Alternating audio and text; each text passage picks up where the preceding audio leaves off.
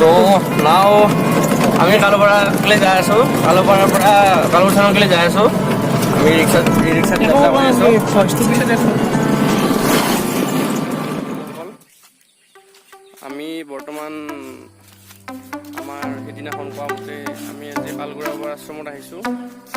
নলবাৰী জিলাৰ এখন অতিকৈ ধৰ্ম অনুষ্ঠান বুলি কোৱা যায়। এই যিটো হেৰি আমাৰ পালগুৰা আশ্ৰম অক্ষয় মন্দিৰ স্থাপিত হৈছিল। মোৰ লগত আছে অৰণ্য শৰ্মা, লগতে মোৰ লগত আছে মৃন্ময় শৰ্মা।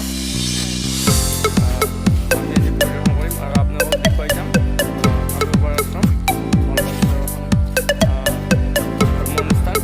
ইয়াত অক্ষয় মন্দিৰ স্থাপন কৰা হৈছিল এটা সময়ত, আৰু ইয়াত আপোনালোকক দেখাম আজি 100 বছৰ পুৰণি এডাল বৃক্ষ।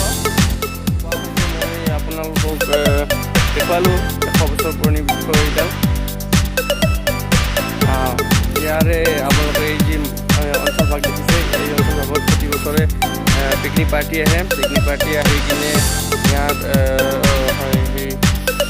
অতীতৰ যিটো আমাৰ এই অঞ্চলৰ যিটো মনোমোহা পৰিৱেশ সেইটো উপভোগ কৰে।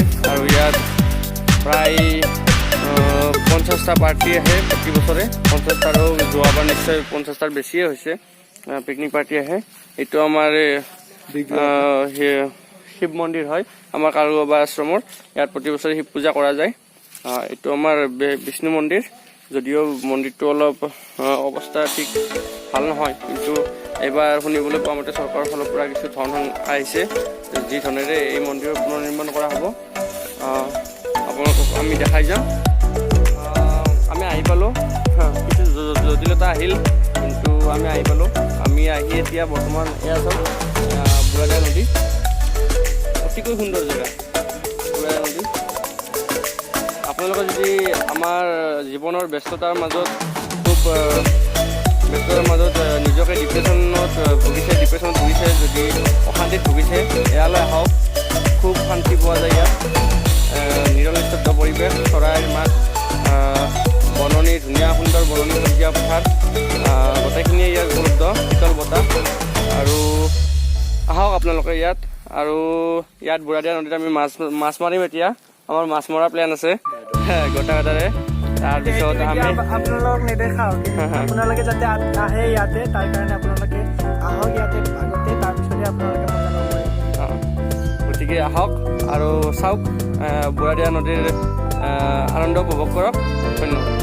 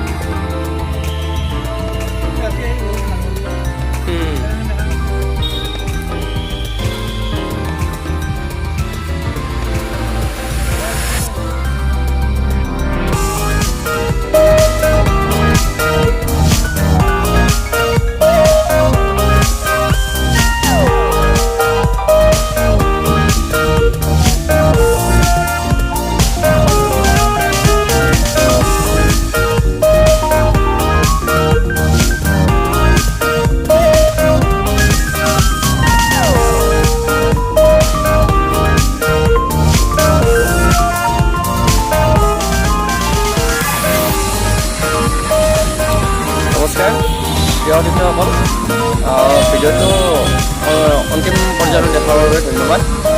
ভিডিঅ'টো চাই পেলাই নিশ্চয় গম পাইছে যে এইখন আমাৰ নলবাৰী জিলাৰ এটা প্ৰসিদ্ধ অঞ্চল জলপৰ। আৰু ইয়াত প্ৰতি বছৰে ইমান ডাঙৰ দুৰ্গা পূজা হয় যে ইয়াত মোটামুটি প্ৰায় লাখ লাখ মানুহে ইয়াত পূজা চাবলৈ আহে। আপোনালোকক মই ভিডিঅ'টো প্ৰথম আৰম্ভণিতে দেখুৱালোঁ কিছুমান মন্দিৰ আৰু ইয়াৰ প্ৰস্তুতিবিলাক। ইয়াত দুৰ্গা পূজাৰ দৰে আজিৰে পৰা প্ৰস্তুতি চলি আছে। আৰু ইয়াত ভক্তপ্ৰাণ ৰাইজসকল খবৰ ল'বলৈ বা চাবলৈ আহি আছে। আপোনালোকে দেখিলে এই মোৰ পিছফালে আছে শিৱলিংগ এটা, শিৱ মহাদেৱ। ইয়াত সুন্দৰকৈ ৰং কৰা হৈছে আৰু আপোনালোকে দেখিবলৈ পাব আমাৰ কাষৰীয়া অঞ্চল বেলখনৰ কাষৰীয়া অঞ্চল হাফুৰ যি আছে হাফুৰত ডাঙৰ দুৰ্গা পূজা হয়। বিৰামপুৰ নলবাৰী জিলাৰ প্ৰায় প্ৰত্যেক প্ৰত্যেক অঞ্চলতে দুৰ্গা পূজা কৰা হয়। গতিকে আপোনালোক আহক, দুৰ্গা পূজা চাওক আৰু মোৰ ভিডিঅ'টো অন্তিম পৰ্যায়লৈ চোৱাৰ বাবে ধন্যবাদ। নমস্কাৰ।